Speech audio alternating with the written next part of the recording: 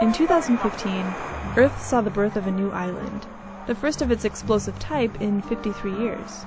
The blast was so large that nearby tourists caught the explosion on camera. Despite raging volcanic activity above and below the Earth's crust, an event like this is pretty rare, which is why it immediately caught the attention of Dr. Jim Garvin, chief scientist at NASA's Goddard Space Flight Center and Mars expert. It should be a pile of basaltic andesitic rocks. That's what you expect in this kind of setting. But there's more. What does a Mars expert see in the island that the rest of us don't?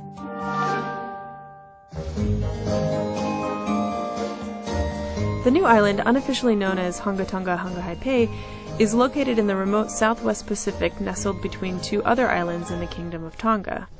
It's the first island of its kind to erupt and persist in the modern satellite era, giving scientists an unprecedented view from space of its evolution.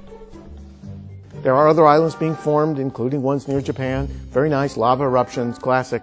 But this one was special because there was this explosive element that reminded us, at first glance, not exactly, of the kind of eruption at Surtsey. This is the eruption Jim is talking about. An island born from a similar explosive eruption in 1963 and one of only 3 volcanic islands that have survived in the past 150 years.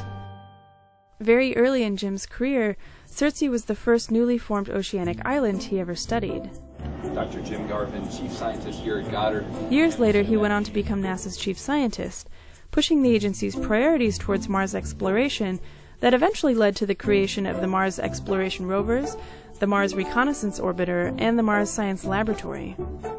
So why is a scientist clearly fixated on Mars intrigued by new land on Earth? The truth is, the two systems are actually cosmically related. I think these small islands, small volcanic islands, freshly made, evolving rapidly, are windows into the role of surface waters on Mars as they have affected small landforms like volcanoes. And we see fields of them on Mars. There's a lot to unpack there, but before you can understand the major significance of this on Mars, you have to understand why it's a big deal on Earth. It really felt like we were, witnessing something that nobody else had seen. That's the voice of Dr. Vicky Farini, one of the first pairs of eyes to see the new island from the deck of her research vessel. It's this crazy, huge landmass that's sticking up out of the water where we know there wasn't one before. We watched this island change, and it got more and more exciting. It didn't wash away. While there was massive erosion, there was redeposition, protecting the island. So the initial mass above sea level was eroding very quickly over the first 3 to 6 months, and then it leveled off, so you kind of see a curve, a logarithmic fall off and change of that mass above sea level. Basically, the island dramatically changed shape and size every day for the first few months. About 6 months in, it finally stabilized.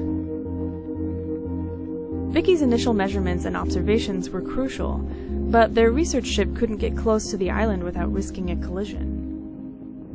2 French explorers who were sailing past the island on their worldwide voyage became NASA's eyes and ears, collecting some of the very first images and samples of the interior island. This is the Earth at its best, because new land, new life, new landscapes, new patterns. How do they all work together? The combined observations, satellite images, samples, and 3-dimensional topographical maps led Jim and the team to make some pretty stunning preliminary conclusions. Scientists think that, in this case, warmed seawater interacted with ash after the eruption, chemically altering the fragile rock into a tougher material. But studying the life and death of land on Earth also has much broader implications. This island may give us insights into if and how life formed on Mars in its early history. Islands like this might have worked on Mars 2 or 3 billion years ago.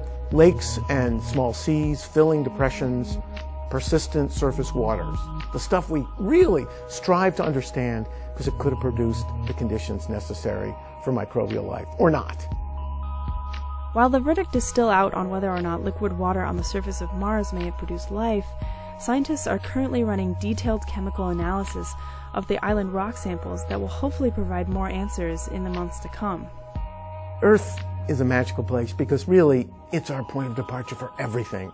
And we've come to realize in the last 100 years or so that it's a far more dynamic world than we ever thought. Which begs the question, what new secrets will this planet we think we understand so well reveal in the next 100 years?